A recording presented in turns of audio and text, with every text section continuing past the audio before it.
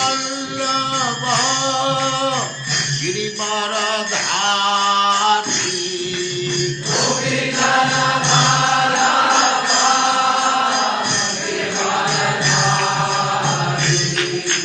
गोपीजन वल्लभ गिरिवरधारी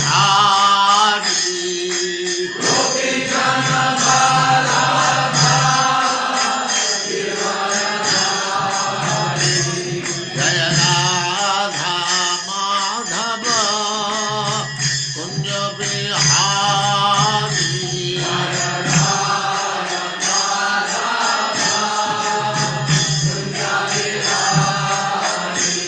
जय राधा माधव कुंज बिहारी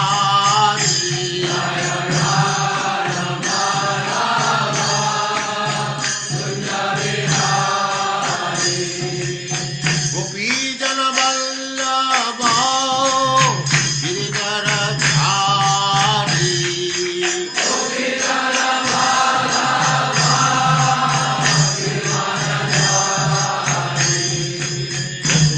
यशोदानंदन व्रज जनरंजन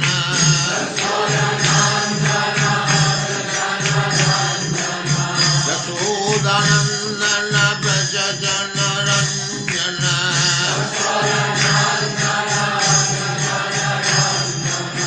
जमुना तीर वनचारी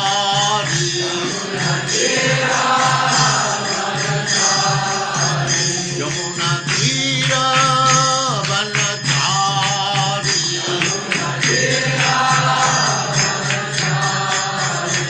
जय राधा माधव कुंज बिहारी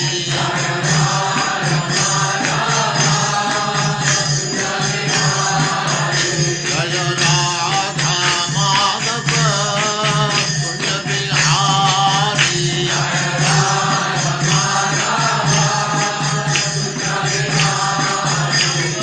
गोपीजन वल्लभ गिरिवरधारी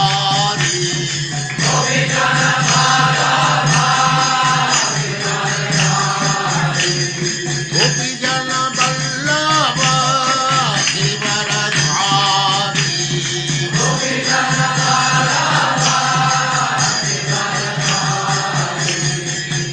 यशोदानंदन व्रज जनरंजन यशोदानंदन व्रज जनरंजन जमुना तीर वनचारी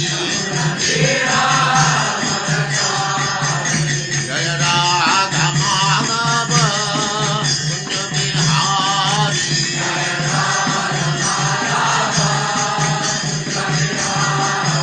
जय राधा माधव कुंज बिहारी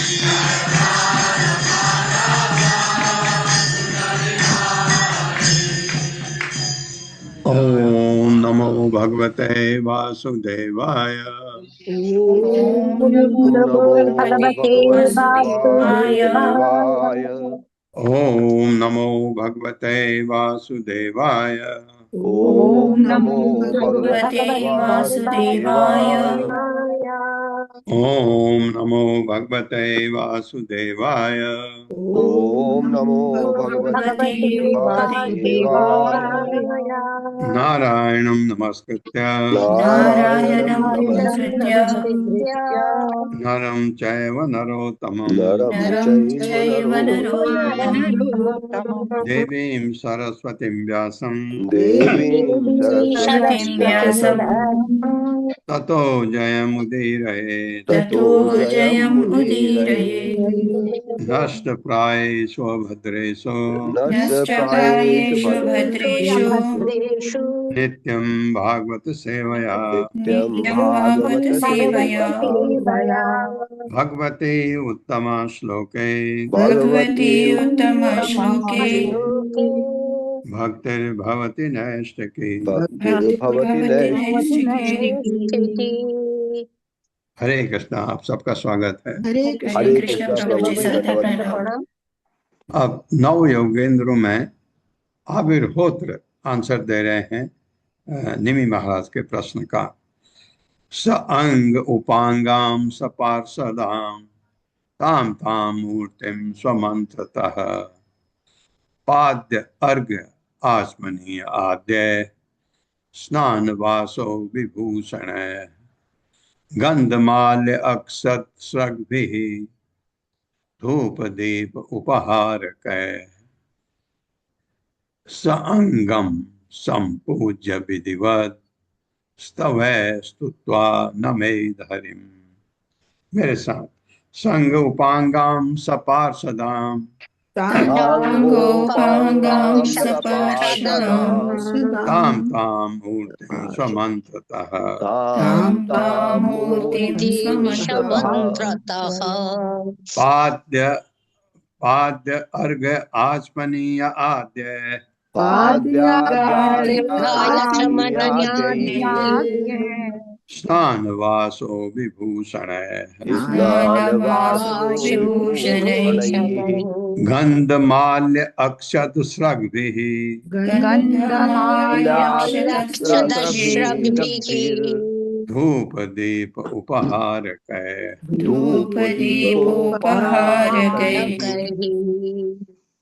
स अंगम सपूज्य विधिवत संगसम्पूज्य विधिवत् तवै सुता नमेद हरि।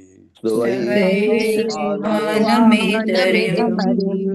सांग उनके दिव्य शरीर के अंगों सहित, उपांगम तथा उनके विशिष्ट शारीरिक स्वरूप यथा उनका सुदर्शन चक्र तथा अन्य हथियार, स पार्षदाम अपने निजी संगियों सहित, ताम ताम उन मूर्तिम अर्चा विग्रह स्वमंत्रतः अर्चा विग्रह के ही मंत्र द्वारा पाद्य चरण धोने के जल से, अर्घ्य सत्कार के लिए सुगंधित जल, आचमनी मुक्त होने का जल, आद्य इत्यादि से स्नान करने के लिए जल, वासः उत्तम वस्त्र, विभूषण है गहनों से, गंध सुगंध से, माल्य गले का हार, अक्षत चावल, श्रग्भिः तथा फूलों की मालाओं से, धूप से, दीप तथा दीपकों से, उपहार कै ऐसी भेंटें, स अंगम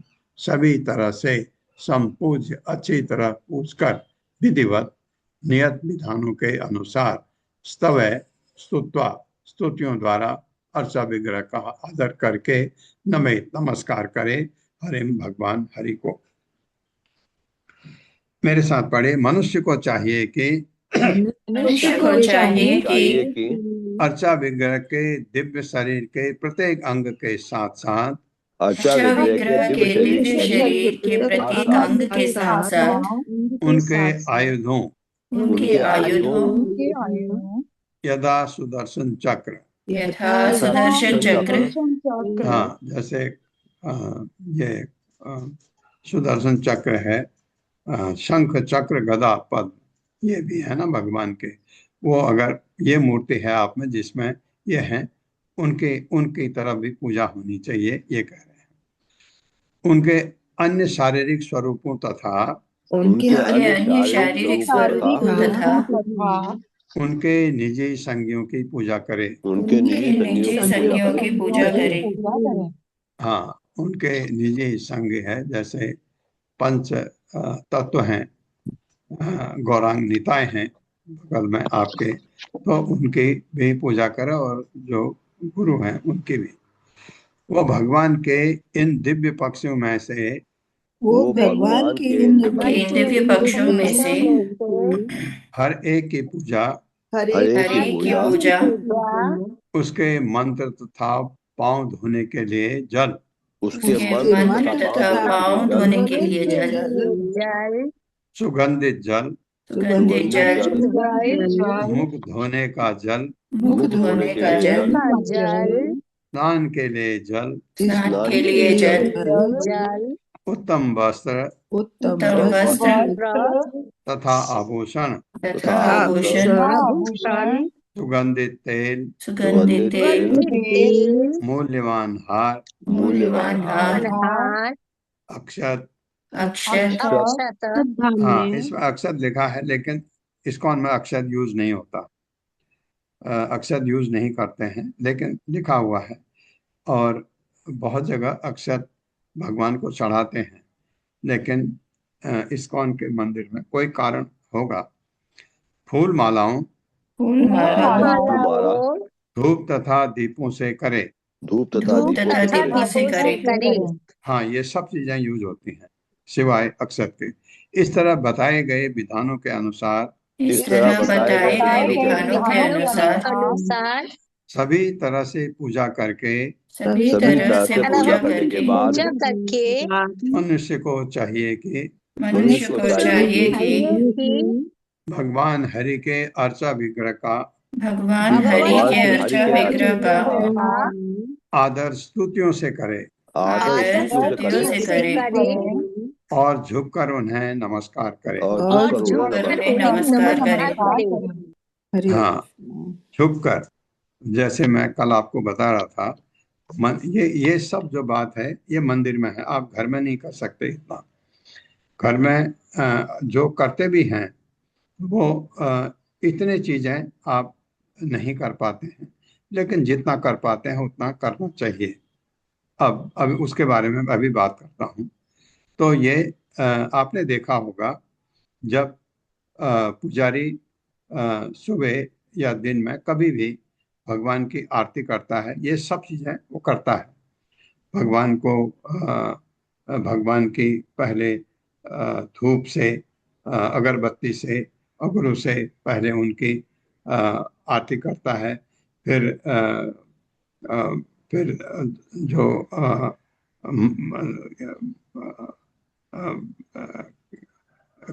जो दिया जो है, दिए से, वो अच्छी तरह बना हुआ दिए के, उससे आरती करता है। वो आरती करते हुए आपने देखा होगा कि वो भगवान की आरती करके जहां आप लोग खड़े होते हैं वहां भी आता है बाद में। वो आप के लिए नहीं होता है, वो सामने देवता लोग खड़े होते हैं, देवताओं के लिए पूरा सम्मान दिया जाता है। अगरबत्ती पहले भगवान को, उसके बाद सामने देवताओं को। मैंने पूछा था एक बार, उन्होंने कहा देवता सामने खड़े होते हैं, जब भगवान की आरती हो रही वो खड़े होते हैं, उनको आरती उनको जाती है। इसी तरह से आपने देखा होगा, भगवान को जब पानी से वो पानी चढ़ाता है, फिर देवताओं को, फिर एक रुमाल लेकर के उसको पोंछता है, देवताओं को भी पोंछता है। ये आपने देखा होगा। ये पानी जो भगवान को चढ़ता है, ये पानी बाद में आपके सिर में छिड़कने के लिए देते हैं। और फिर उसके बाद वो फूल लेता है। पहले ये चीज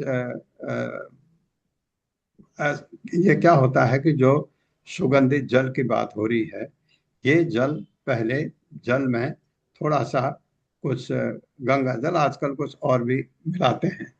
उसके बाद उसके ऊपर आप एक हाथ की मुद्रा, दायां हाथ नीचे बायां हाथ ऊपर, ऐसे करके एक मुद्रा होती है।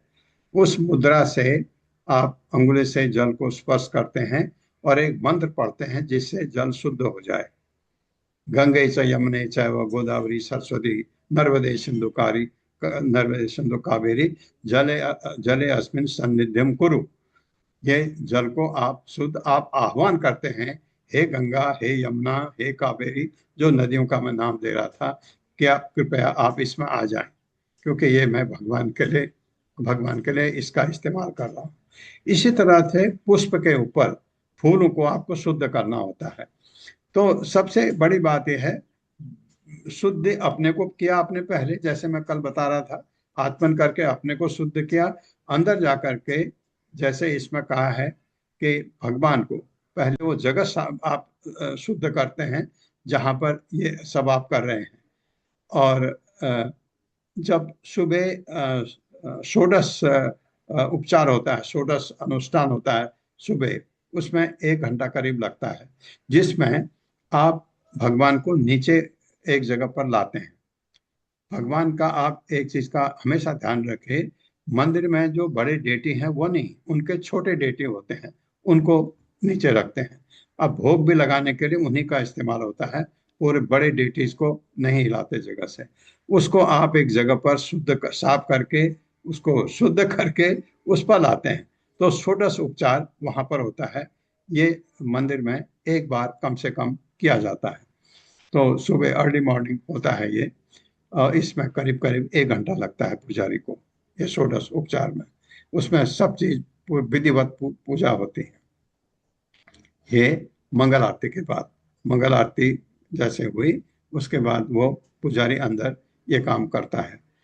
ये अब उसमें भगवान को नीचे लाता है। जिस जहां पर भगवान को लाता है वो जगह शुद्ध होनी चाहिए, सब उसका विधि विधान है। लेकिन मैं ये क्यों कह रहा हूं आपको, ये घर में कर ही नहीं सकते हैं। मैं अर्चा विग्रह की घर में पूजा करता हूँ, लेकिन मैं नहीं कर सकता ऐसे। भगवान को अपने जगह से मैं भी उठाता हूँ, उठा करके बाहर लाता हूँ। एक जगह बना रखी है मैंने, जहां पर मैं उसको शुद्ध करता हूँ, वहां भगवान को बिठाता हूँ, उनका अभिषेक करता हूँ। क्योंकि अभिषेक मंदिर के अंदर नहीं कर सकते हैं, क्योंकि उधर पानी पानी पड़ जाता है, वो हो ही नहीं सकता, वहां जगह भी नहीं है इतनी। मेरे पास तो जगह भी नहीं। एक लकड़ी का मंदिर मैंने लगा रखा दीवार में। तो उनको, भगवान के अर्चा विग्रह को, उनका जो सिंहासन है उसको उठा के ला करके आप वो ये भगवान को आप अभिषेक करने के लिए वो पानी में रखते हैं, और फिर इस सिंहासन को साफ करते हैं। फिर एक आसन भी देते हैं, अच्छा है आसन देना। तो फिर उनको आप अभिषेक करके एक एक करके पोस करके सबको लगाते हैं, फिर उनको वहां रखते हैं जहां जगह है। ये काम आप भगवान को हिला रहे हैं ना एक जगह से, तो क्या करें, मंत्र नहीं है मेरे पास, हरे कृष्ण कृष्ण कृष्ण हरे हरे, हरे राम राम राम हरे हरे। जब अभिषेक कर लिया, फिर उठाया, हरे कृष्ण कृष्ण कृष्ण हरे हरे, हरे राम राम राम हरे हरे। हमारा यही मंत्र होता है। और वैसे भी जब मंदिर में भी जब भगवान को आप ये आसन देते हैं, तो हमारे ज्यादा मंत्र, क्योंकि हम कर्मकांडी नहीं है। इदम आसनम एम गुरुवे नमः, गुरु को मैंने कहा कि गुरुदेव आसन बनाया नीचे, गुरुदेव आप इस आसन में आ जाइए। इदम आसनम एम गुरुवे नमः, पहले आता एस पुष्पांजलि एम गुरुवे नमः, इदम आसनम एम गुरुवे नमः, गुरु को कहा इसमें। फिर प्रभुपाद को, उसके बाद प्रभुपाद कहे। क्यों? क्योंकि बैठाना जो होता है, जो जिसका दर्जा बड़ा है उसको बाद में बैठाने के लिए। तो फिर एस पुष्पांजलि ओम, प्रभुपाद के लिए एम गुरुवे नहीं आता है, उस प्रभुपाद के लिए आता है एस पुष्पांजलि ओम इस्कॉन संस्थापकाचार्याय नमः, इदम आसनम ओम इस्कॉन संस्थापकाचार्याय नमः। फिर मुझे उनको उनके पैर धोने हैं। इदम पाद्यम एतत् पाद्यम, इदम एतत् पाद्यम, ओम इस्कॉन संस्थापकाचार्याय नमः। पानी उठाया मैंने, ये पानी उनके पैर धो करके उनके पैर के पास ले जाना है, वापस छोड़ना है विसर्जन पात्र में। फिर इदम आचमन्यम ओम इस्कॉन संस्थापकाचार्याय नमः, उनके आचमन करा के फिर वो पानी विसर्जन पात्र में हमेशा जाता है।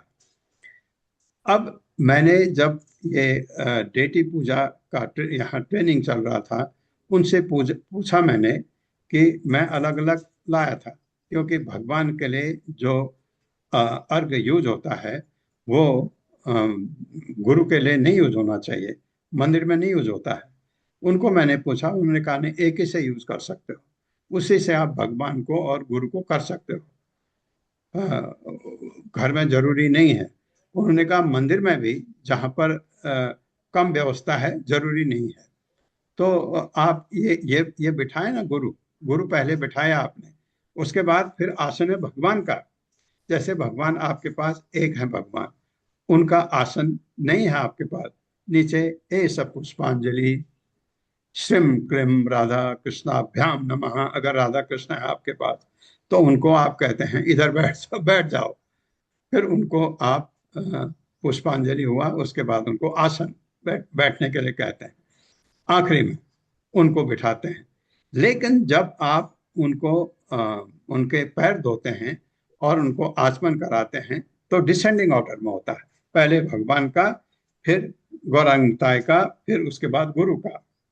लेकिन बैठाने के लिए असेंडिंग ऑर्डर में, भगवान लास्ट में बैठेंगे, भगवान को आप वेट नहीं करा सकते। उसके बाद आप अगर उनको जो ये प्रसाद भी देना है, प्रसाद को भी शुद्ध किया जाता है। सिर्फ तुलसी शुद्ध नहीं किया जाता, तुलसी शुद्ध होती है, तुलसी को शुद्ध माना जाता है। तो आप फिर तुलसी, कभी कभी क्या होता है कि प्रसाद में तुलसी पहले ही डाल देते हैं। तो उन्होंने बताया, जिन्होंने ट्रेनिंग दिया था, उन्होंने कहा कि प्रसाद को आप पहले करिए, शुद्ध करिए, उसके तरीके हैं। शुद्ध करने के बाद मन से, मेंटली आप सोचे अब तुलसी, तुलसी, अब इदम तुलसी पत्रम, ऐसे तो सब मन से कर लीजिए। लेकिन तुलसी को शुद्ध नहीं किया जाता, वो शुद्ध होती है। ये जब हो गया, फिर आप भगवान से कहते हैं इदम नैवेद्यम सिम कम राधा कृष्णाभ्याम, ना आप जिसको भी कर रहे हैं, अगर आप गौरांग निताय हैं आपके पास तो इदम नैवेद्यम क्लिम गौरंगाय नमः। इदम पानीयम, पानी भी है ना उसमें, प्रसाद है, प्रसाद के साथ पानी, पानी का अलग से बोला जाता है। तो ये उनको दिया आपने। उसके बाद 3 बार, एक बार प्रभुपाद का मंत्र, एक बार चैतन्य महाप्रभु का मंत्र, एक बार भगवान कृष्ण का मंत्र, नमो ब्रह्मदेवाय गो ब्रह्मणिताय जगदिताय कृष्णाय गोविंदाय। ये मैं आपको बोल रहा हूँ क्योंकि ये आप कर सकते हो। क्या कर सकते हो? ये जो आपने, ये तो आप कर ही नहीं सकते हैं। जब तक आपकी दीक्षा अगर हो गई है, तो नहीं भी हो गई है तो आप आचमन तो कर ही सकते हैं। आचमन में तो 3 ही है, ओम केशवाय नमः, ओम नारायण नमः, ओम माधवाय नमः।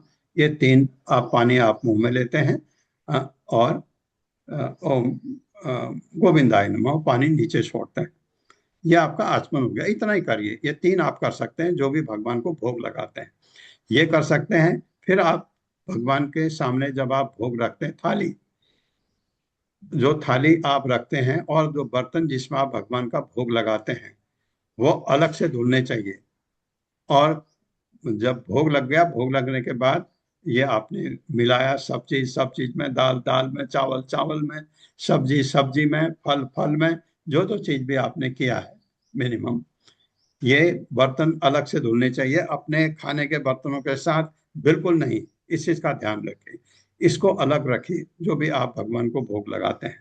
ऐसा नहीं कि आपके बर्तन भगवान के बर्तन साथ धुल रहे हैं, बिल्कुल नहीं, वो अलग उनको रखना चाहिए। अब आप क्या कर सकते हैं, ये इतना आप करिए भगवान के सामने। जैसे मैंने बोला, जो जगह पर आप अब ये प्लेट को रख रहे हैं, उस जगह को शुद्ध कर दीजिए। बहुत सिंपल सा है, पहले उसको पोंछ लीजिए पानी छिड़क के एक कपड़े से, वो कपड़ा अलग रखिए, उसी के लिए यूज होना चाहिए। और उसके बाद हाथ में पानी लेकर के अस्थाई फट उसमें पानी छिड़क दीजिए, शुद्ध हो जाती जगह, ये माना जाता है। फिर आप अपने वो जो भगवान के भोग के प्लेट है उसको रखिए। अब आप नमः विष्णुपादाय कृष्ण पश्चाय भूतले श्रीमते भक्ति वेदांत स्वामी निति नामने नमस्ते सरस्वती देवे गौरवाणी प्रचारणे निर्विषय शून्यवादी पाश्चात्य देशताने। प्रभुपाद का मंत्र मूल मंत्र है। फिर नमः नमः नमो ब्रह्मदेवाय गो ब्राह्मणताय, नहीं नहीं सॉरी, चैतन्य महाप्रभु का मंत्र बोलिए। श्री कृष्ण चैतन्य प्रभु नित्यानंद। नहीं नहीं नहीं नहीं नहीं नहीं नहीं, माता प्रभु जी है, नमो महाबदान्याय कृष्ण नमो महाबदन्याय कृष्ण प्रेम प्रदाय कृष्णाय के चैतन्य नामने गौरवे नमः, ये मंत्र। फिर उसके बाद नमो ब्रह्मदेवाय, भगवान के लिए नमो ब्रह्मदेवाय गो ब्राह्मणिताय जगदिताय कृष्णाय गोविंदाय नमः, ये कागज में रख लीजिए। ये 3 बार, ये 3 बार करना है। एक बार किया, दूसरी बार किया, तीसरी बार किया, घर में मैं बता रहा हूँ, जो भोग लगाना चाहते हैं भगवान को हाथ जोड़िए कि मुझे माफ कर दीजिए, इससे ज्यादा मैं सीख रहा हूँ, मुझे नहीं आता है, आप किसी तरह मेरे ये जो मैंने परिश्रम किया इसको सफल बना दीजिए, आप इसको स्वीकार करिए, क्योंकि मैं न तो इस लायक हूँ कि आपको भोग लगा सकता हूँ, न ही मैं इस लायक हूँ कि आपका भोग बना सकता हूँ। मैं इस लायक नहीं हूँ। तो ये आप इतना करिए। मंदिर में गुरु से प्रार्थना की जाती है। पहले जैसे मैं आपको गया, गुरु को बैठाया, गुरु को कहा कि आप ये कर दो, आप मुझे परमिशन दे दो, मैं आपके बिहाफ में मैं भोग लगाऊं। तो गुरु की परमिशन आपने हाथ जोड़ी, मिल गई आपको, ऐसा समझिए। उसके बाद आप सब करते हैं। ये तरीका है। आप शॉर्ट, क्योंकि हम जो घर में बहुत सारे आप लोग भोग लगाना चाहते हैं, भगवान की आरती करना चाहते हैं, आरती तो करिए, भोग लगाने के लिए थोड़ा इतना कम से कम करिए कि 3 बार ये मंत्र जो है, प्रभुपाद का मंत्र, चैतन्य महाप्रभु का मंत्र, भगवान का मंत्र, ये 3 बार करना है। और उसके बाद आप मंदिर में कम से कम 15 मिनट रखा जाता है भोग, और घर में कम से कम 10 मिनट। घर में आप उतना नहीं कर सकते, 10 मिनट के बाद आप जाइए, ताली बजाइए। तो और तरीका है, उसको आप छोड़ दीजिए अभी इतना करके कि आप फिर भगवान से कहते हैं, आप उसको उठाइए, ले जाइए, वो जगह जहां रखा था उसको पोंछ दीजिए। इतना कर सकते हैं, जो आप भोग लगा सकते हैं इतना करिए। ये जो इन्होंने बताया है, ये आभूषण, ये सुबह का मंत्र है। पहले भगवान को अभिषेक करते हैं, अभिषेक के बाद भगवान का आभूषण होता है, अच्छे अच्छे नए वस्त्र पहनाए जाते हैं भगवान को। आपने देखा होगा राधा गोविंद का श्रृंगार डेली होता है सुबह, तो रोज अलग अलग श्रृंगार होता है, वो ये करते हैं। लेकिन ये इतना जो इन्होंने बताया है, अक्षत नहीं यूज होता है, उसका वर्णन शायद नीचे दिया गया है। तात्पर्य माता जी। प्रभु जी 1 मिनट लूंगा, बताए प्रभु जी। जो हम जो भोग लगाते हैं तो प्रभु जी जो नमो विष्णुपादाय से पढ़ने से पहले हम गुरुदेव का मंत्र नहीं पढ़ते क्या? ओम नमो विष्णुपादाय कृष्ण विष्टाय भूताय श्रीमते जय पताका स्वामी इति नामने नमः आचार्य हाँ पादाय निताय के पदाय गो कथा धाम हाँ, राम तारिणे। बिल्कुल बिल्कुल। ये पहले हम ये पढ़ते हैं, उसके बाद पढ़ते हैं माता ये प्रभु जी हम तो। हाँ, अच्छा आपने याद दिला दिया मुझे, क्योंकि शुरू में ऐसा करते थे। बाद में जब ये तब है जब आपने दीक्षा ले ली। दीक्षा नहीं ली है तो गुरु का मंत्र, गुरु आपके हैं ही नहीं अभी। दीक्षा तब, दीक्षा के बाद वो आपके गुरु बन जाते हैं। अभी जब तक जिन्होंने दीक्षा नहीं ली है उनके लिए ये 3। जिन्होंने दीक्षा ले ली है, तो जो आपके गुरु हैं, जो भी गुरु हैं आपके, जैसे हमारे जयपताका का स्वामी महाराज हैं, तो उनका मंत्र, उसके बाद प्रभुपाद का मंत्र, उसके बाद चैतन्य महाप्रभु का मंत्र, उसके बाद भगवान का मंत्र, ये 3 बार। ये आपने अच्छा याद दिलाया। जिन्होंने दीक्षा ले ली, दीक्षा नहीं ली है तो ये जरूरी नहीं है। जो आपके गुरु हैं ही नहीं तो आप उनको कैसे कह सकते हैं आप बैठिए। लेकिन आप कहेंगे हमें तो प्रभुपाद भी गुरु नहीं, प्रभुपाद तो जगत गुरु है, उनके बगैर तो कुछ है ही नहीं। ये बात है। तात्पर्य माता जी। हरे कृष्णा प्रभु जी। छोटा सा है वैसे, मैं पढ़ देती हूँ। श्रीला प्रभुपाद की जय। तात्पर्य श्रीला प्रभुपाद जी के विनीत सेवकों के द्वारा। श्रीला श्रीधर स्वामी ने उल्लेख किया है कि अक्षत का उपयोग अर्चा विग्रह को तिलक से विभूषित करने के लिए होता है, वास्तविक पूजा में नहीं। नाक्षतैरचरे येद विष्णु ना केतकया महेश्वरम। भगवान विष्णु की पूजा अक्षत से और शिव जी की पूजा की केतकी पुष्पों से पूजा नहीं करनी चाहिए। हरे नहीं कृष्ण करनी। प्रभु जी। हाँ, इसलिए शायद नहीं यूज करते होंगे, तो इस्कॉन में यूज नहीं होता है। और मुझे एक बहुत अच्छा लगता है अक्षत यूज न करना, क्योंकि अक्षतों से सफाई करने में बड़ी दिक्कत होती है। मुझे वो बड़ा आराम है लगता है, क्योंकि हमारे घरों में, अक्षत और एक पिठा कहते हैं उसको, वो ये हल्दी से बनाया जाता है, प्योर हल्दी से, उसमें कोई केमिकल नहीं जाता है। हल्दी को वो पकाते हैं लेमन उसमें, जूस में पका पका करके, उसका फिर उसको सुखाते हैं, पाउडर बनाते हैं। उसको सिंदूर जैसा होता है, हमारे पहाड़ में उसको पिठा बोलते हैं। ये अक्षत और पिठा पहाड़ की पूजा में मैंडेटरी है। तो अब वो मैं जब वहाँ करता हूँ देखते हैं, मैं कहता हूँ मेरे इस पूजा में नहीं यूज होता है, लेकिन वो हर घर में यूज होता है वहाँ उसके बगैर, क्योंकि भगवान को वो लगाते हैं चंद ये पिठा और अक्षत चढ़ाते हैं। तो यहाँ साफ लिखा है कि भगवान की पूजा में यूज नहीं होना चाहिए, क्योंकि उन लोगों ने जैसा सीखा वैसे चला आ रहा है। और ये जो श्रीधर स्वामी, ये तो इतने इतने महान हैं, इनको सब इतना ज्ञान है, तो इनको हमको फॉलो करना है। आत्मानं तद्मयम् अध्यायन् मूर्तिं स पूजयेत् हरे शेषम् आधाय शीर्षा स्वधाम्नि उद्वास्य सत्कृतम्। मेरे साथ, आत्मानं तत्मयं ध्यायन् आत्मानं तन्मयं ध्यानं मूर्तिं स पूजयेत् हरे मूर्तिं पूजयेत् हरे शेषम् आधाय शीर्षा शेषमाधाय शिरसा स्वधाम्नि उद्वास्य सत्कृतम्। उद्वास्य सत्कृतम्। आत्मानं स्वयं तत् भगवान में मयम लीन ध्यान करते हुए मूर्तिम साकार रूप संपूजित पूरी तरह हो गए, पूरी तरह पूजे हरे भगवान हरि का शेषाम पूजा का जूठन आधाय लेकर शीर्षा अपने सिर पर स्वधाम में अपने स्थान में उद्वास रहकर सत्कृतम आदर पूर्वक पूजा। मेरे साथ पढ़िए। पूजा करने वाले को चाहिए कि अपने आप को भगवान का नित्य दास मानकर अपने आप को भगवान का नित्य दास मानकर ध्यान में पूर्णतया लीन हो जाए ध्यान में पूर्णतया लीन हो जाए और इस तरह यह स्मरण करे कि अर्चा विग्रह उसके हृदय में भी स्थित हैं। अर्चा विग्रह की भली भांति पूजा करे, तत्पश्चात उसे अर्चा विग्रह के साथ समान तत्पश्चात उसे अर्चा विग्रह के साथ समान यथा बची हुई फूल माला को अपने सिर पर धारण करे और आदर पूर्वक अर्चा विग्रह को उसके स्थान पर वापस रखकर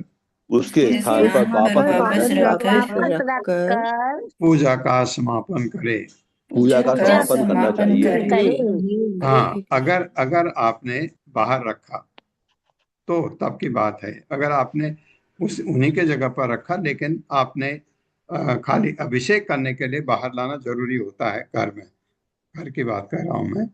और मंदिर में भी अभिषेक के लिए भगवान को उठा के अभिषेक, क्योंकि आपको उनके ऊपर पानी से नहलाना है, अभिषेक करना है, तो वो जो स्थान है वहां से हटाकर फिर उसके बाद वहां रख देते हैं। ये बेसिकली उसके लिए है।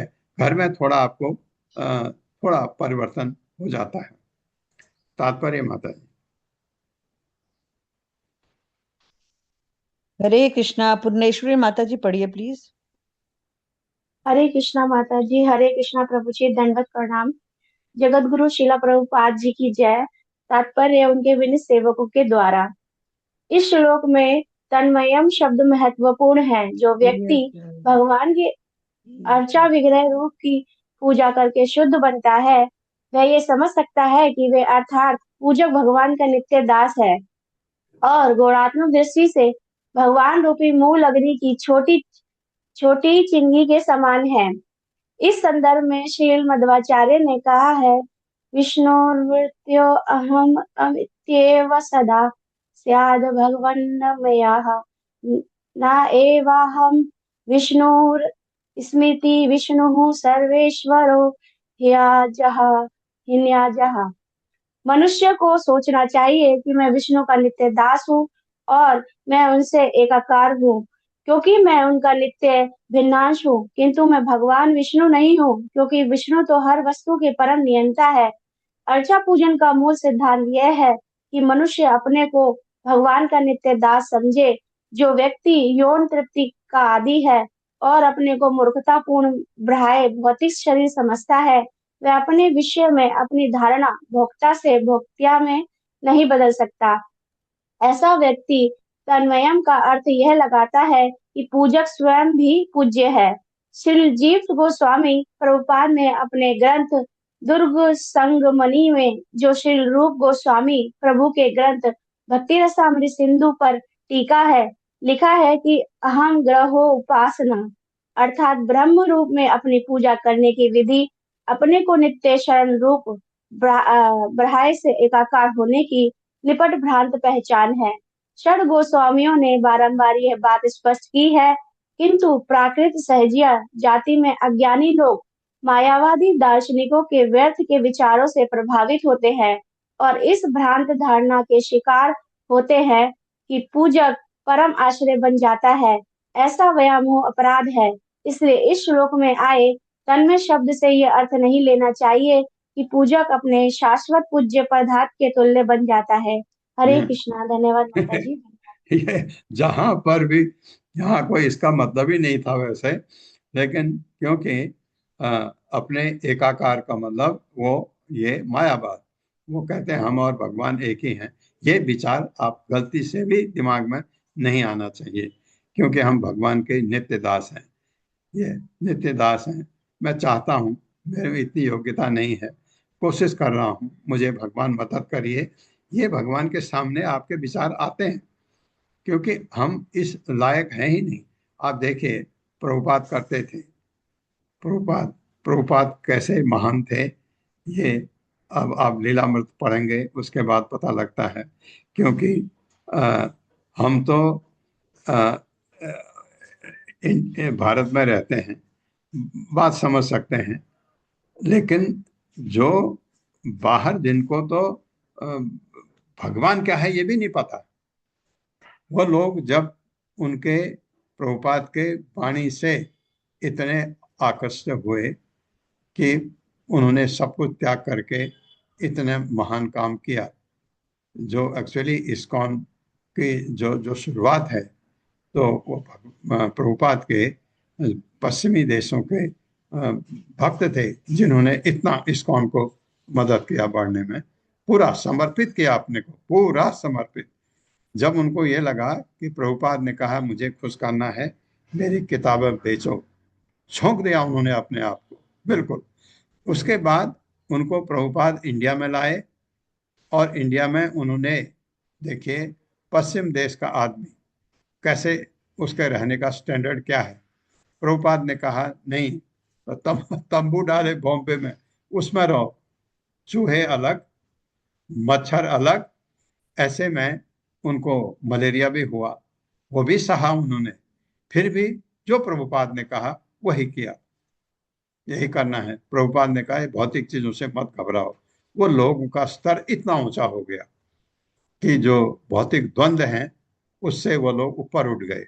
इतना इतना काम किया, इतने उसके बाद हमारे हमारी आंखें खुली, तो हम यहाँ, फिर यहाँ के भी कुछ भक्त बने जिन्होंने आज आप देखते हैं काफी प्रचार है, लेकिन उस समय तो कोई भी नहीं था। तो प्रभुपाद ने देखा कि करूं मैं कैसे, तो वो इंदिरा गांधी के पास गए। उन्होंने कहा कि ये मेरा जो आंदोलन है ये खत्म हो जाएगा अगर आप उनको वीजा नहीं देते हैं। उनको आप जितना ज्यादा टाइम के लिए है वीजा दे दो। मेरे ख्याल से 6 महीने का मिलता था। उन लोगों ने मेहनत किया, फिर उसके बाद यहाँ के लोग भी जुड़े। धीरे धीरे धीरे इस्कॉन उस लेवल पर गया जिस लेवल पर प्रभुपाद छोड़ के गए थे। एवं अग्नि अर्क तोय, आदाव है, इसको आदौ पढ़ सकते हैं। आदौ अथितौ हृदये च यः यजति ईश्वर आत्मानं अचिरान् मुच्यते हि सः। मेरे साथ। एवं अग्नि अर्क तोया, एवं अग्नि अर्कतोया, तोया तो आपको आप समझ आ गया, तोया जल के लिए यूज होता है। अथितौ हृदये चयौ यः, अदितो हृदये च यः, सॉरी आदौ तो भूल ही गया मैं। एवं अग्नि अर्क तोया, एवं अग्नि अर्कतोया, आदौ अथितौ हृदये च यः, आदौ आदावतितो हृदये च यः। हाँ हाँ, वो माता जी ने आदौ पहले पढ़ा था तो वैसे ही पढ़ते हैं। एवं अग्नि अर्क तोय आदौ, एवं अग्नि अर्कतोया, अथितौ हृदये च यः, अतितो हृदये च यः, यजति ईश्वरम् आत्मानं, यजतीश्वरमात्मानम्, अचिरान् मुच्यते हि सः। अचिरान्मुच्यते सः। एवं इस तरह अग्नि, अग्नि अर्क सूर्य, तोय जल, आदव इत्यादि में, अतिथौ मेहमान में, हृदय हृदय में, च भी यह जो यजति पूजा करता है, ईश्वरम ईश्वर को, आत्मानम परमात्मा, अचिरात बिना विलंब के, मुच्यते छूट जाता है, ही निसंदेह सह वह। मेरे साथ इस प्रकार भगवान के पूजक को, इस प्रकार भगवान के भगवान पूजक की को पूजक को यह पहचान लेना चाहिए कि ये पहचान लेना चाहिए कि भगवान सर्वव्यापक हैं भगवान सर्वव्यापक है और उन्हें अग्नि, और और उन्हें अग्नि, सूर्य, जल सूर्य, जल तथा अन्य तत्वों में, तथा अन्य तत्वों में, घर में आए अतिथि के हृदय में घर में आए अतिथि के हृदय में तथा अपने ही हृदय में उपस्थित जानकर तथा अपने ही हृदय में उपस्थित जानकर उनकी पूजा करनी चाहिए। उनकी उनकी पूजा पूजा करनी करनी चाहिए। हाँ, अतिथि आया उसके हृदय में भी है भगवान, तो अतिथि के लिए आपका पूरा सत्कार होगा। इस प्रकार पूजक को इस प्रकार पूजक को तुरंत ही मोक्ष प्राप्त हो जाएगा। तुरंत ही मोक्ष प्राप्त हो जाएगा। इस प्रकार श्रीमद् भागवत के इस प्रकार श्रीमद् भागवत के 11वें स्कंद के अंतर्गत 11वें स्कंद के अंतर्गत माया से मुक्ति नामक माया से मुक्ति नामक तृतीय अध्याय के तृतीय अध्याय के श्रील भक्ति वेदांत स्वामी प्रभुपाद के श्री भक्ति वेदांत स्वामी प्रभुपाद के विनीत शिष्यों द्वारा रचित तात्पर्यपूर्ण हुए। विनीत शिष्यों द्वारा रचित पूर्ण हुए। र्युमा माता जी, हरे कृष्णा। कृष्णा प्रभु जी, धन्यवाद, प्रणाम प्रभु जी। तो प्रभु जी आपने तो सारी विधि ऐसे एकदम बिल्कुल सही सही से बताई कि हमें तो ऐसा लग रहा था कि हम भी ऑल्टर में आपके साथ खड़े होके देख रहे हैं कि आप कैसे भगवान का श्रृंगार कर रहे हैं। तो प्रभु जी इसके लिए आपको कोटि कोटि नमन, बहुत बहुत धन्यवाद प्रभु जी। तो आज के जो श्लोक हमने 52, 53 और 54 और 55 पे हमने अंत किया है, क्योंकि ये छठा प्रश्न चल रहा था जहां राजा निमि ने योगेंद्रों से ये पूछा था कि कर्मों से मुक्ति प्राप्त करने का क्या तरीका है। तो अलग अलग श्लोकों के द्वारा हमने अलग अलग चरणों में इसको समझा और कल जहां समाप्त किया था वहां लास्ट पॉइंट हमारा था कि प्रामाणिक गुरु के चरण कमलों की शरण ग्रहण करके ही मनुष्य अर्चा विग्रह की पूजा सीख सकता है और तभी वो भगवान से अपने भूले हुए संबंध को पुनः स्थापित कर सकता है और इस विधि से वह भौतिक गुणों के ऊपर उठ सकता है और कर्मों के प्रभाव को काट सकता है। तो इससे आगे हमने आज सीखा। तो आज का प्रसंग शॉर्ट में समरी स्टार्ट करते हैं। श्रील प्रभुपाद की जय, गुरु महाराज की जय। प्रभु जी आपके आशीर्वाद से आगे चलती हूँ। तो आज योगेंद्र जो आविर्होत्र हैं वो समझा रहे हैं कि स्वयं को भीतर और बाहर से शुद्ध करके भगवान के प्रत्येक अंग को शुद्ध करना अर्थात स्नान आदि कराया जाता है।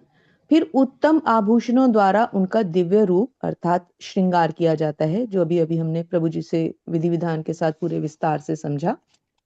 उसके बाद कहते हैं कि पुजारी को स्वयं को भगवान का नित्य दास मान के उनके अर्चह विग्रह को हर समय अपने मन में स्थिर रखना चाहिए। तो विशेषता यहाँ पर अपने को नित्य दास बार बार रिपीट किया गया है और पूर्णतया भगवान में लीन होकर पूजा अर्चना संपन्न करनी चाहिए। महत्वपूर्ण यह है कि पूजक को अर्थात पुजारी जी को यह पूजा भगवान के नित्य दास के रूप में करनी चाहिए। और यहाँ एक बहुत इंपॉर्टेंट लाइन आई थी, क्योंकि यही अर्चा विग्रह का मूल सिद्धांत है। तो अर्चा विग्रह के मूल सिद्धांत को हमें समझना है कि जो पूजक हो वो स्वयं को भगवान का नित्य दास समझे, जिसको आगे और इलैबोरेट करके समझाया गया है कि उसे गलती से भी स्वयं को पूजा के योग्य नहीं मानना चाहिए, बल्कि हाँ अपनी शरणागति जी प्रभु जी बल्कि अपनी शरणागति और दृढ़ और गहन रूप से निभानी चाहिए, जिससे कि सामान्य लोग उसके आचरण का अनुसरण कर सकें और भक्ति के विधि विधान को भगवान के केवल और केवल दास के रूप में ग्रहण करें। इसी विधि से मनुष्य को मोक्ष की प्राप्ति हो सकती है। तो प्रभु जी यहाँ इसका पूरा सार आ गया कि कर्मों से मुक्ति के लिए जितनी भी विधि और तरीके हमें बताए हैं उसका सबका सार यहाँ पे आ गया है कि पहली बात कि हमें गुरु द्वारा इसको निर्देशित जो हमें मिले केवल उसी को फॉलो करना चाहिए, मनगढ़ंत तरीके से नहीं। और दूसरा कि हर समय भगवान के अर्चा विग्रह को अपने हृदय में स्थापित करके केवल दास रूप में इसको संपन्न करने से अपने कर्मों से और भौतिक जगत के अतिरिक्त क्लेशों और कल्मशों से मनुष्य को मुक्ति प्राप्त हो सकती है। हरे कृष्ण प्रभु जी। थैंक यू प्रभु जी। धन्यवाद माता जी, बहुत धन्यवाद। पल्लवी माता जी। हरे कृष्ण, दंडोत प्रणाम प्रभु जी। ये सभी जो इतने श्लोक होकर गए प्रभु जी, तो उसका मेन टॉपिक क्या था ये समझने की कोशिश मैं कल कर रही थी, क्योंकि बहुत ज्यादा पढ़ने से और बहुत ज्यादा फिर मैं मुख्य विषय जो है वो ही याद नहीं रह पाता। तो श्रीधर स्वामी जी की टीका को मैंने फॉलो किया कल। तो उससे एक जो है एक श्लोक वो बहुत सुंदर टीका की है श्रीधर स्वामी जी, क्योंकि विश्वनाथ चक्रवर्ती ठाकुर जी का मैंने फॉलो किया तो प्रभुपाद जी के शिष्यों ने दिया है सब कुछ। तो श्रीधर स्वामी जी के इसमें मैंने देखा तो प्रश्न जो था, मूल प्रश्न था कि कृपया कर्मयोग का वर्णन करें जिसके द्वारा व्यक्ति दिव्य स्तर पर प्राप्त होता है। निमि ने प्रश्न उठाया था। तो यही कर्मयोग को श्रीधर स्वामी जी लिखते हैं कि जो पुरुष चाहता है, ये श्लोक नंबर 47 में वो अपनी टीका में लिखते हैं, जो पुरुष चाहता है कि मेरे ब्रह्म स्वरूप आत्मा की हृदय ग्रंथि शीघ्र खुल जाए, यानी इस माया से मुक्ति मिल जाए, तो उसे चाहिए कि वैदिक एवं तांत्रिक दोनों ही पद्धतियों से श्री भगवान की आराधना करे। तो जो हम ये पद्धति देख रहे थे, ये दो ही पद्धति है। एक तो है वैदिक पद्धति, जो बहुत कुछ आकर गया था कि वेदों में जो अलग अलग देवी देवताओं की भी उपासना करने के लिए बोला है, तो वो जैसे एक पिता औषधि देता है और स्वर्ग जाने के लिए भी बोला जाता है कि ये कर्म कांड ये वो सब वैदिक पद्धति है कि वैदिक पद्धति से कोई स्टेप बाय स्टेप कोई जाता है। और तांत्रिक पद्धति जो बताई है कर्मयोग की, तांत्रिक पद्धति यानी तंत्र मंत्र के तंत्र विद्या को ज्यादातर करके काली विद्या ही समझा जाता है, लेकिन तंत्र विद्या यानी मंत्रों के द्वारा भगवान की उपासना करना, या फिर अलग अलग देवी देवताओं को भी मंत्रों के द्वारा उपासना, इसको भी तंत्र विद्या कहा जाता है। लेकिन हम यहाँ पर भगवान के बारे में देख रहे हैं, तो भगवान के अर्च विग्रहों को हम तांत्रिक कर्मयोग विधि, ये जो सब हम ये पढ़े हैं अर्चा विग्रह की सेवा, तो तांत्रिक ये दो ही कर्मयोग की ये दो विधियां यहाँ पर बताई गई है। एक तो है वैदिक और दूसरी है तांत्रिक, लेकिन दोनों में भी जरूरी है कि गुरु की शरण लेना और दास का भाव रखना कि मैं दास हूँ, वो भी पहले गुरु का दास हूँ, भगवान का दास हूँ। और सबसे इम्पोर्टेंट इसमें था कि चेतना अगर आपकी वहां पर नहीं जुड़ी हुई है, अगर चेतना अगर मन से ही मन ही वहां पर अगर नहीं है, अर्चा विग्रह सेवा करते वक्त भी अगर मन हृदय से वो नहीं हो रहा है, मन से भाव से वो नहीं हो रहा है, प्रेम से नहीं हो रहा है, तो वो सब व्यर्थ है। जैसे कल भी हम पढ़े और मैंने बताया, भक्ति सिद्धांत सरस्वती महाराज जी लिखते हैं, वेस्ट है वो सब, अगर वो भाव ही नहीं है तो ये सब, ये दो चीजें थी प्रभु जी। और कुछ ये उस इसको भी मैंने थोड़ा पीछे के भी जो प्रश्न हो गए, क्योंकि बहुत ज्यादा हम आगे निकल गए हैं, तो उसका सिर्फ विषय को मैं बताती हूँ प्रभु जी। पहला जो था प्रश्न निमि का, कि कृपया बताइए कि संपूर्ण मानवता के लिए परम कल्याणकारी क्या है। तो वहां पर भक्ति विषय को ज्यादा फोकस किया गया। दूसरा निमि का प्रश्न था कि एक भक्त के क्या क्या गुण होते हैं तथा उसका व्यवहार कैसे होता है। तो वहां पर विषय था भक्त, भक्त के बारे में बताया गया था। फिर तीन तरह का स्तर के, श्रद्धा के अनुसार तीन तरह के जो अधिकारी होते, कनिष्ठ, मध्यम और उत्तम अधिकारी। गौतम। हाँ। और फिर तीसरा प्रश्न था, निमि का प्रश्न था कि कृपया भगवान विष्णु की उस माया शक्ति का वर्णन करें जो बड़े बड़े योगियों को भी भ्रमित कर देती है। तो उसका विषय था माया, था तीसरे प्रश्न का।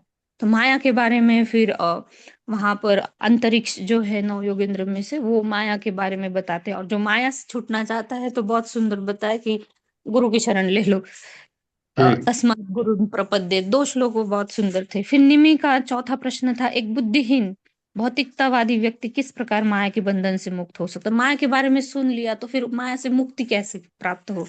तो वहां पर विषय था, चौथे प्रश्न में विषय था उसका मुक्ति था, इस माया के बंधन से मुक्त कैसा हुआ जाए। फिर निमि का पांचवा प्रश्न था, कृपया भगवान नारायण की दिव्य स्थिति का वर्णन करें। तो ये यहाँ पर विषय शुरू हुआ, जो पिपलायन मुनि बताते हैं, वहां पर भगवान का विषय शुरू हो जाता है कि भगवान कैसे सर्वव्यापी ब्रह्म है, कैसे जीव के हृदय में परमात्मा रूप में स्थापित है, और कैसे परम पुरुष भगवान है। ब्रह्मा, परमात्मा और भगवान, तीन स्तर से वहां पर समझाया गया। और फिर जो अभी हमने पूरा ये सब पढ़ा, तो यहाँ पर विषय था कर्मयोग। कि निमि जब प्रश्न पूछते हैं, कृपया कर्मयोग का वर्णन करें जिसके द्वारा व्यक्ति दिव्य स्तर प्राप्त करता है।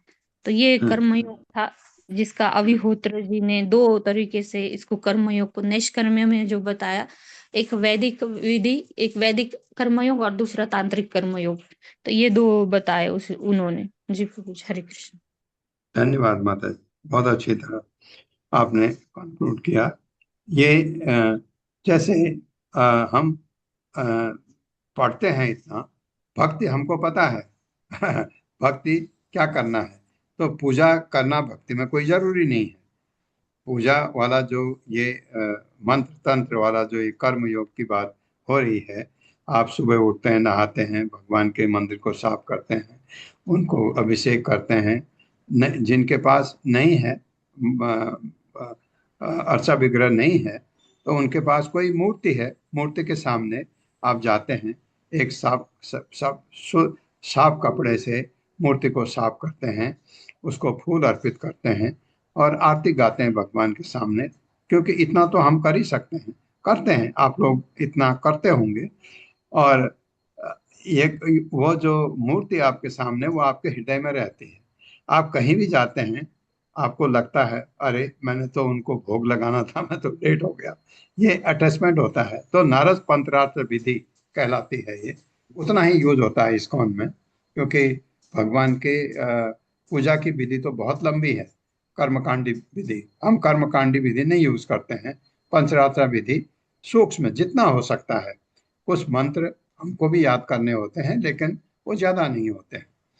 तो ये इससे क्या फायदा होता है आपके भक्ति में? आप जो हरे कृष्ण महामंत्र जप रहे हैं और बिल्कुल शुद्ध ढंग से जपते हैं, चार अपराध नहीं करने हैं, और सात्विक खाना बनाना है, भगवान को भोग लगा के खाना है, यही तो प्रभुपाद ने कहा है। और कम से कम 16 माला जपो, ये प्रभुपाद ने कहा है, हमको वो फॉलो करना है। तो ये जो हम करते हैं, इससे नारद ने कहा है कि जरूरी है, क्योंकि इससे अटैचमेंट रहता है भगवान से। आपके घर में जब आप कभी जाते हैं, कभी घर में कोई जोर से बोलने लगा, तो घर की जो माँ है वो कहती है धीरे बोलो, भगवान है सामने ये आपको ध्यान रहता है कि भगवान है सामने ये। और आप खाना खाते हैं तो भगवान के मंदिर में पर्दा लगा देते हैं।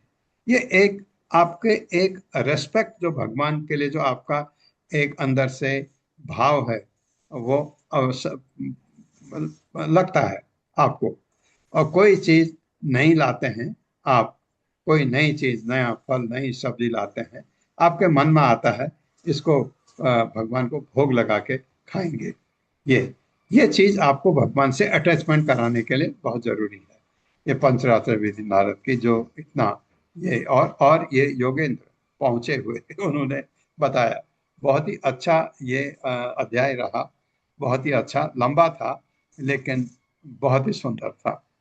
प्रभु जी, एक मैं ये भी पूछना चाहती थी माने, और कि जैसे यहाँ पर पंचरात्र विधि का बताया है और हम दोनों को फॉलो करते हैं, भागवत विधि और पंचरात्र विधि। जैसे आपने बताया पंचरात्र विधि हम अर्चा विग्रह सेवा इसलिए करते हैं कि श्री हरि नाम जपने में हमारी रुचि उत्पन्न हो।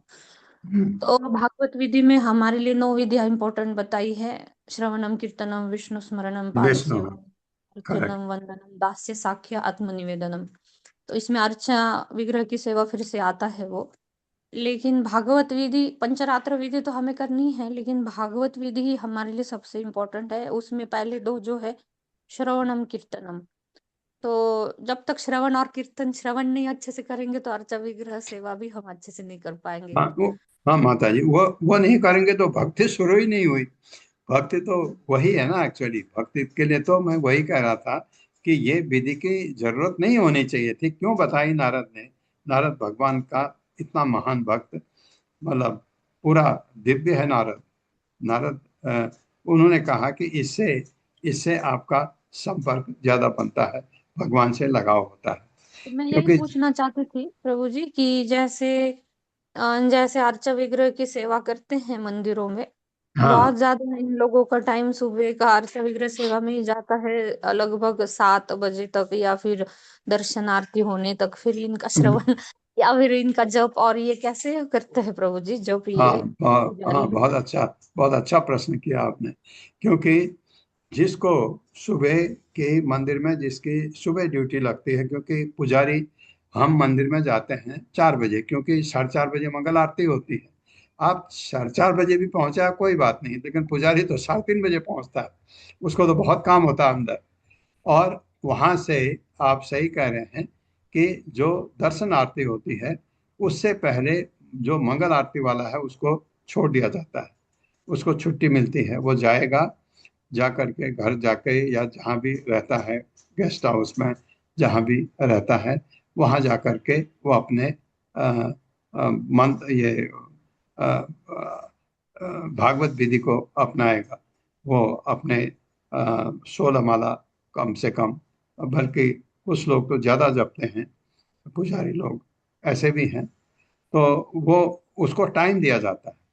और जो जो जो जो दर्शनार्थी वाला है उसको गुरु पूजा में नहीं आता, गुरु पूजा में दूसरा आता है। इसलिए ये कहा गया है कि एक टेम्पल में जिसमें राधा कृष्ण है, राधा कृष्ण हैं, तो आपको पुजारी 8-10 चाहिए कम से कम, ताकि आप रोटेशन में, तो दिन का पुजारी अलग होता है, वही पुजारी जो दिन में भोग आरती करता है, वो भोग भी लगाता है, वो 4:30 बजे मंदिर खोल के आरती करता है। वो फिर नहीं, शाम को नहीं आएगा, शाम को दूसरा पुजारी आएगा, तो पुजारी रोटेशन में चलते हैं माता जी, ऐसा होता जी जी। है। तो अभी हमारा चौथा अध्याय कल शुरू करेंगे, तो और कपट भी उस हो जाएंगे ना प्रभु जी प्रभु जी उसकी? हैं, श्लोका तो पढ़ सकते हैं, श्लोका श्लोका कर हो सकते जाएंगे हैं। अभी। ओके ओके, करवाइए माता जी। हरे हरे कृष्णा। अशोक प्रभु जी आप करिए। हरे कृष्ण माता जी। जन्माद्यस्य यतोऽन्वयादि ओम नमो भगवते भगवते वासुदेवाय। वासुदेवाय वासुदेवाय। ओम नमो भगवते वासुदेवाय। ओम ओम नमो नमो भगवते भगवते वासुदेवाय। वासुदेवाय जन्माद्यस्य यतोऽन्वयादि जन्माद्यस्य जन्माद्यस्य यतोऽन्वयात् यतोऽन्वयात् ततस्य चार्थेष्वभिज्ञास्वराट् इतरतश्चार्थेष्वभिज्ञस्वराट् तेने ब्रह्म हृदय कवये तेने तेने ब्रह्म हृदय ब्रह्महृदायादिकवये मुह्यन्ति यत्सूरयः मुह्यन्ति यन्ते यत्सूरयः यतसूरयः। तेजो वारिमदां यथा विनिमयो तेजो वारिमृदां यथा विनिमयो यत्र त्रिसर्गो मृषा यत्र त्रिसर्गो मृषा धाम्ना स्वेन सदा निरस्तकुहकम् धाम्ना स्वेन सदा निरस्तकुहकम् सत्यं परम धीमहि सत्यं परं धीमहि धर्मः प्रोज्झित कैतवोऽत्र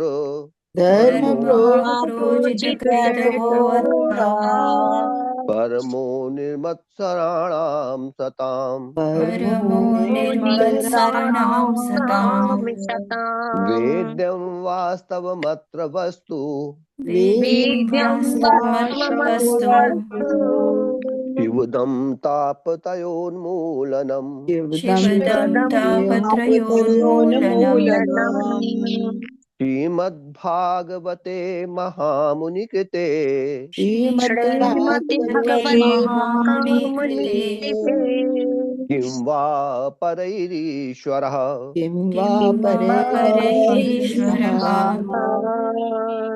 सद्यो हृदवर्धतेऽत्र सद्यो हृदयते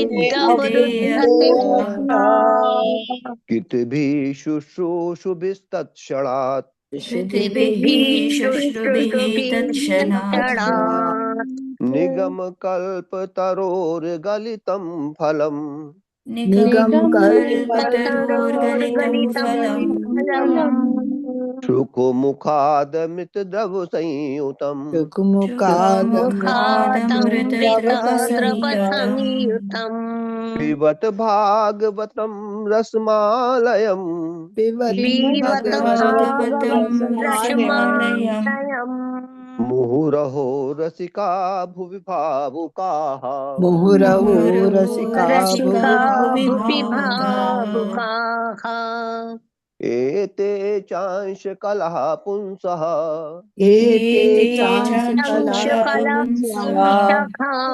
कृष्णस्तु भगवान् स्वयं कृष्णस्तु भगवान् स्वयम् इन्द्रारिव्याकुलं लोकम् इन्द्रारिव्याकुलं लोकम् मृडयन्ति युगे युगे मृडयन्ति युगे युगे जन्मगुह्यं भगवतो जन्मगुह्यं भगवतो ययेतत् प्रयतो नरः ययेतत्प्रयतो नरः सायं प्रातर्गृणन् भक्त्या सायं प्रातर्गृणन् भक्त्या दुःखग्रामाद् मुच्यते दुःखग्रामात् विमुच्यते अहमेवासमेवाग्रे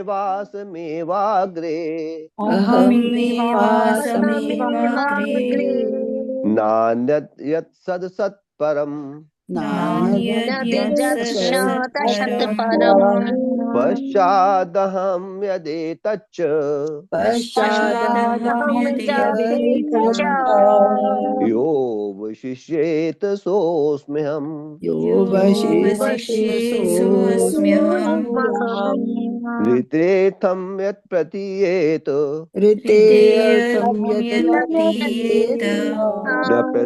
न प्रतीयेत चात्मनि न प्रतीयेत चात्मनि तद्विद्यादात्मनो मायाम् तद्विद्यादात्मनो मायाम् यथा भासो यथा तमः यथा भासो यथा तमः यथा महान्ति भूतानि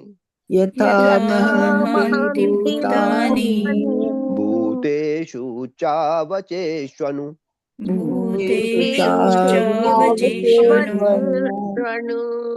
प्रविष्टान्यप्रविष्टानि तथा तेषु न तेष्वहम्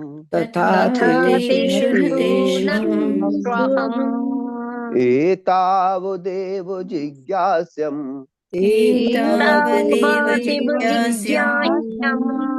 तत्त्वजिज्ञासुनात्मनः तज्जिज्ञासुनात्मनः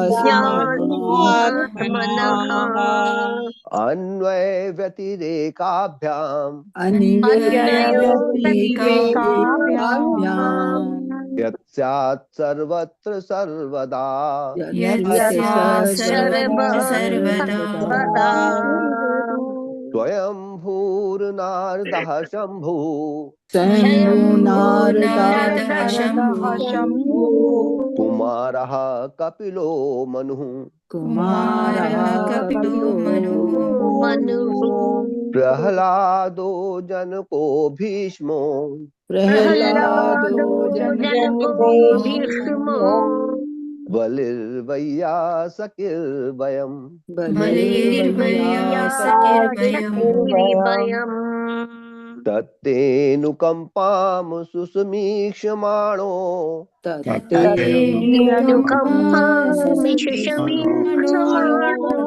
भुञ्जानेवात्मकृतं विपाकम्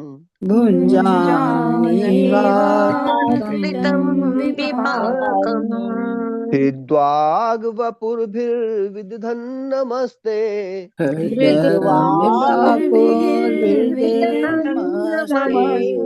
जीवेत यो मुक्तिपदे सदाय भाक्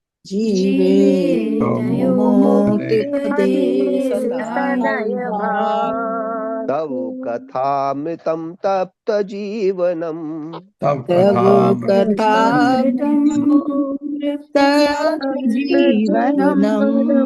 कविभिरीडितं कल्मषापहम्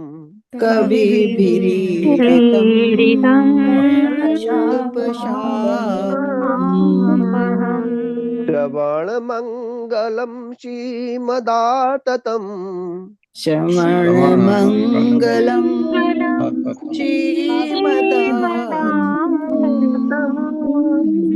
भुवि गृह्णन्ति ये भूरिदा जनाः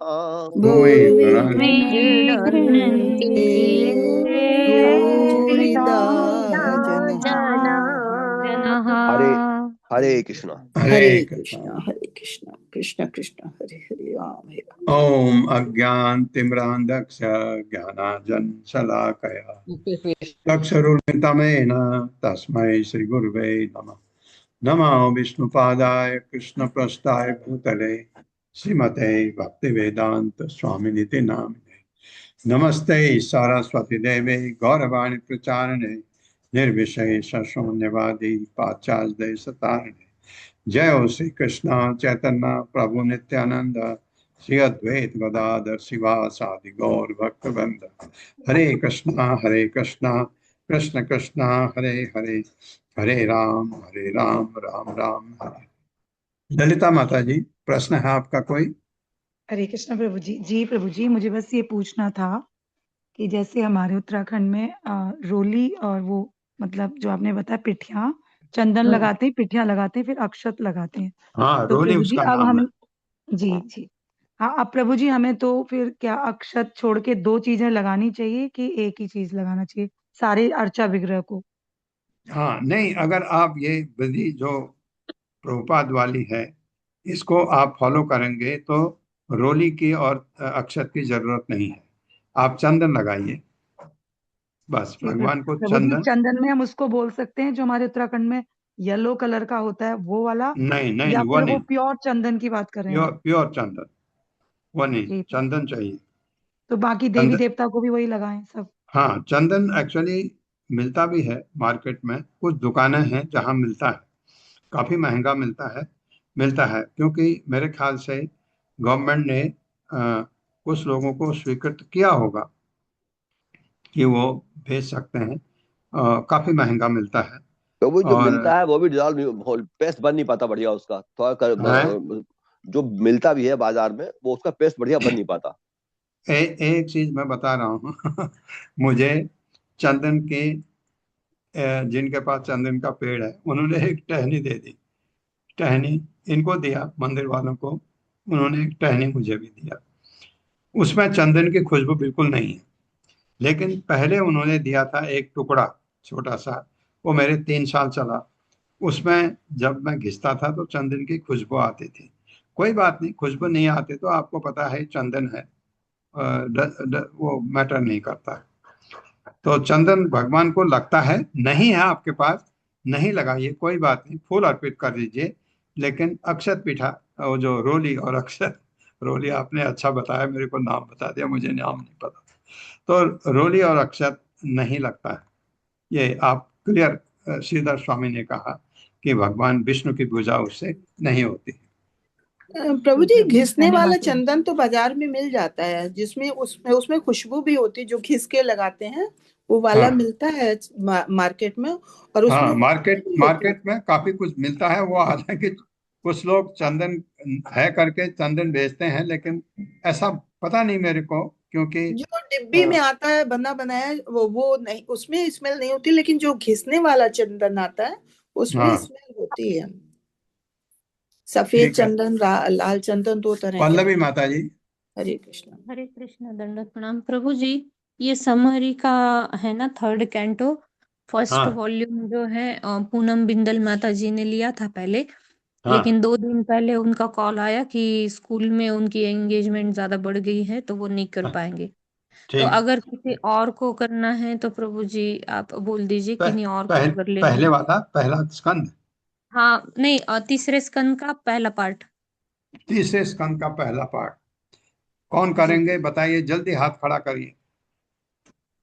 तीसरे स्कंद का पहला पाठ आधा। को होस्ट में से जो भी बचे हैं उनमें से कोई ले लीजिए ताकि आप पार्टिसिपेट कर नहीं पाए, नहीं, आप अभी बहुत दिनों से। अभी अभी डिसाइड करिए माता जी, अभी अभी दीजिए हाँ, किसी को। सुशील गुप्ता प्रभु जी आप लेंगे, आपने नहीं लिया है कोई भी। दे दीजिए माता जी, दे दीजिए, ले लेता हूँ, मैं कर लूंगा। जी ठीक है। हरे ठीक है, फिर कृष्णा आपको मैं ग्रुप में ऐड कौन करती हूँ। कौन कौन कौन? जी। सुशील गुप्ता प्रभु जी। सुशील गुप्ता ने लिया ही नहीं कोई अभी तक। हाँ नहीं लिया था, इसीलिए उन्हीं का नाम हाँ लिया मैंने। हाँ, अरे ले लूंगा मैं तो। अब ऐसे कह रहे हैं जैसे नहीं नहीं प्रभु जी, ले लूंगा, ले लूंगा। ये तो एक- सौभाग्य की बात है जी प्रभु। जी जी प्रभु मैं जी, प्रभु मानता जी। हूँ आप बिजी रहते हैं, मैं जी प्रभु मानता जी। हूँ आपके पास समय कम है, लेकिन भगवान ने आपको ऑर्डर किया है तो नहीं नहीं, तभी तो बाद भगवान में के चुना, लिए। उधर छूट हाँ गया था तो इधर मौका दे दिया। भगवान के लिए समय कम नहीं है। सोनिया जी। माता जी, हरे कृष्णा। हरे कृष्णा प्रभु जी। सादर प्रणाम प्रभु जी। एक छोटा सा डाउट था, ये जो समरी प्रिपेयर कर रहे थे तब मन में आ रहा था ऐसे, जैसे जी हम लोगों को प्रेजेंट हाफ एन आवर में ही करना है ना प्रभु जी, लेकिन जी बहुत माता। सारे पॉइंट्स हैं जो हम हाफ एन आवर में कवर नहीं कर पाते। तो क्या हाँ हम हाँ, 2 डॉक्यूमेंट्स बना सकते हैं प्रभु जी? जैसे एक माइक्रोसॉफ्ट वर्ड जिसमें हम लोग पूरी समरी थोड़ा एटलीस्ट सेंटेंसेस में लिखे, और एक पीपीटी जो प्रेजेंट करना है जिसमें सिर्फ हेडिंग्स हो जो हम आधे घंटे में कंप्लीट कर दे। लेकिन अगर किसी को रेफर करना है तो वो माइक्रोसॉफ्ट वर्ड में रेफर कर सकते हैं, जिसमें एटलीस्ट वन वन सेंटेंस तो हो। कैसे माता कर जी सकते हैं क्या सुनिए सुनिए प्रभु? सुनिए, आप अच्छी तरह मेरे ख्याल से समझे ही नहीं। हमको माइक्रोसॉफ्ट वर्ड ही चाहिए, ओके। हमको पावर पॉइंट प्रेजेंटेशन का जरूरत नहीं है। ये पल्लवी माता जी का आइडिया था, लेकिन वो काफी उसमें बहुत तकलीफ होगी, उतने स्लाइड नहीं बन सकते। तो वो कोई करता है अलग बात है, हम मैं उसको आपको प्रेजेंट करने के लिए तो कह ही नहीं रहा हूँ। जी। हाँ ये बात ठीक है, अगर हमको समय हुआ तो आपको कहेंगे कि भाई इसको जो आपने लिखा है उसको बता दो, सब सुनेंगे, बात ठीक है, बुरा नहीं है, लेकिन उनको तो लिख के दे रहे हैं ना। जी। आप जो अ, ये लिखेंगे, आप पावर पॉइंट छोड़ दीजिए अभी, ओके। आप अब उसको लिखिए। अगर आप टाइप करके तैयार कर देते हैं बहुत अच्छा है, और पहले आप पूरा बनाइए, बना करके उसको छोटा करिए, बहुत बड़ा नहीं चाहिए हमको। जी हाफ प्रभु। एन आवर वाली बात नहीं है, पेजेस की बात है। जी। कितना पेज आपका चलेगा? जैसे ये 11वां स्कंद आपने लिया है, बहुत जी। ही सुंदर है, और उसको संक्षेप में, जैसे जी प्रभु। अभी अ, अ, रीमा माता जी ने इतना डिटेल में बहुत सुंदर ढंग से बताया पूरा अभी तक जो हुआ है। पल्लवी माता जी ने उसको और शॉर्ट कर दिया, छोटे रूप में बता दिया। वो उतना कम से कम हमको पता होना चाहिए, जैसे रीमा माता जी बता रही हैं उस ढंग से आप लिखेंगे तो बहुत अच्छा रहेगा, क्योंकि उसमें हर चीज का वर्णन डिटेल डिटेल भी है, वो ऐसा नहीं है। और उतने को आप टाइप करेंगे, मुझे लगता है 11वां स्कंद 20 पेज से ज्यादा होगा ही नहीं। जी और प्रभु। अब आपका, क्योंकि आप लिख रहे हैं, हो सकता है 30 पेज हो जाए, लिखिए। 30 क्या 40 भी होता है, लिखिए, पढ़िए उसको। अब देखिए कि कहाँ पर इसका जरूरत नहीं है, उसको छोड़ काट दीजिए। एक ओरिजिनल तो रखे रहिए, उसके बाद उसको काट के छोटा बनाइए, फिर पढ़िए दोबारा। फिर आपको लगता है हाँ ये पोर्शन छोड़ा जा सकता है, फिर ये पोर्शन छोड़ा जा सकता है, ये करके आप 20 पेज के करीब ले आइए उसको। 11वां स्कंद इंपॉर्टेंट है इसलिए कह रहा हूँ, नहीं तो 10 पेज भी काफी है किसी स्कंद के को सारांश लिखने के लिए। हमको भागवतम थोड़ी लिखनी है, हमको तो इस स्कंद में क्या क्या चीज है और क्या इंपॉर्टेंट है वो लिखना बहुत जरूरी है। जैसे किसी स्कंद में भगवान ऋषभदेव का जन्म आया है, तो भगवान ऋषभदेव के बारे में थोड़ा लिखना जरूरी है। और क्योंकि उनके पुत्र थे, ये लिखना जरूरी है, कितने क्या क्या पुत्र, कहाँ क्या क्या काम किया किसने, वो लिखना उतना ज्यादा, क्योंकि बाद में उनका वर्णन आता है। भरत महाराज का वर्णन अलग है, नव योगेंद्र का वर्णन है, और उन्हें तो वो किया, राज किया, उनका वर्णन हमको नहीं चाहिए। ये बात है, जी ऐसे प्रभु। करके। जी 30 प्रभु। हर्षा मिनट्स माता तो जी, हरे प्रभु जी, कृष्णा। हरे कृष्ण प्रभु जी। प्रभु जी बस मैंने फरवरी एंड का टाइम दिया था पहले सभी को, पर हाँ कोशिश करिए जितना जल्दी हो सके, क्योंकि दूसरों को फिर वापस क्रॉस चेक भी करना है और उसके बाद आपको भी डालते जाना है चेक करने के लिए, तो थोड़ा जितना जल्दी हो सके सब करते हाँ, चले। ऐसे ऐसे लोग आएंगे जो बीच में ड्रॉप करेंगे, जैसे अभी ये एक माता जी ने ड्रॉप किया। ऐसे ऐसे लोग, आप ऐसा कोशिश करिए, जब आप ये असाइनमेंट लेते हैं और अगर आप 2 महीने बाद कहते हैं कि मैं नहीं कर सकता, ये बहुत ज्यादा धोखा होगा हमारे साथ। लेते हैं तो उसको करिए। और अगर आपका एंगेजमेंट होता है, जैसे ही माता जी ने अच्छा किया अभी बता दिया, अगर 1 महीने के बाद ये बताएं तो हमको दिक्कत होती है, क्योंकि दूसरे को टाइम कम मिलता है। इसलिए जो आप टेकअप करते हैं उसको, कमिटमेंट को पूरा करिए। पहला स्कंद में किसके पास है, क्यों नहीं अभी तक पूरा हुआ पहला स्कंद? पूर्णेश्वरी माता जी के पास है पहला स्कंद। पहला स्कंद है पूर्णेश्वरी प्रेमा माता जी। हाँ माता जी, क्या दिक्कत है आपको, अभी तक क्यों नहीं पूरा हुआ? माता जी हैंड रेस कीजिए, पूर्णेश्वरी माता जी, या को होस्ट है आप? हाँ चलो, कोई बात नहीं है, बाद में पूछते हैं। आप कोशिश करिए कि आप दिन में 1 घंटा इसके लिए दीजिए, पढ़िए 1 घंटा, पॉइंट नोट करिए, डेली डेली करिए, 1-1 घंटा पढ़िए उसको। जो आपका भावार्थ है, तात्पर्य है, पढ़िए 1 घंटा 1 घंटा 1 घंटा, तो 10 दिन में आपका एक स्कंद पूरा हो जाएगा। तो कोशिश करिए, 1 घंटे में कम होता है तो 2 घंटा दीजिए, लगे उसके पीछे। आधे घंटे में प्रभु जी, इसीलिए हमने ये टाइम सेट जैसे आपने बताया था आधे घंटे में, इसीलिए ताकि बचे हुए टाइम में किसी के कोई के क्वेश्चंस है उस कैंटो से लेकर, हम ये भी प्रयास करेंगे कि पहले ही ग्रुप में डाल देंगे कि सभी लोग उसको एटलीस्ट जो अनुवाद है श्लोकों का वो पढ़ कर आए, तो किसी का भी कोई क्वेश्चन हो तो वो हम ले सकते हैं, नहीं या नहीं, फिर किसी को कुछ एक चीज माता जी आप ये करिएगा, जैसे ये सोनिया माता जी 4वां अध्याय लिख रही हैं, जी इन्होंने लिख लिया, लिख के वो आपको या मुझे देंगे, आपको जी दें ज्यादा बेटर है। आप जी। उसको किसी से एडिट करवाए भाई, इसमें एडिट वाला ऐसा चाहिए हाँ, जो। रूमा माता जी कर रहे हैं, वो रूमा माता जी कर रहे हैं वो एडिट का काम। हाँ, रमा माता जी तो एक का करेंगे। क्या, हमको 4-5 लोग चाहिए जो मैं हूँ, एडिट एक रूमा कर लेगा। माता जी है, एक मैं और पकड़िए, एक रूमा माता जी। जी हाँ, 2 आप ले लीजिए, 2 रीमा माता जी को, 2 किसी और को पकड़िए जो ऐसे करें, ताकि आपको सहूलियत हो। और अगर कोई नहीं मिले तो 1-2 मेरे को भी दे सकते हो आप, ऐसा कर सकते हैं। मेरा और रूमा माता जी का आपको भेज देंगे प्रभु जी। आपके लिए तो बड़ा इजी हो गया अब। प्रभु जी फाइनल आपको देते जाएंगे सभी, हाँ ये होने के बाद सभी फिर फाइनल आपको करके आपको देते एडिट जाएंगे करके। सभी, फिर एक क्रॉस हाँ चेक आप लास्ट ले लीजिए। ठीक है, ठीक है, हरे कृष्णा। आप लोगों की मेहनत को धन्यवाद धन्यवाद देता हूँ। हरे कृष्णा। हरे कृष्णा प्रभु जी, हरे दंडवत कृष्णा प्रणाम, बहुत बहुत प्रभु जी, धन्यवाद प्रणाम प्रभु जी, प्रणाम, दंडवत संगत प्रणाम। बनाइए।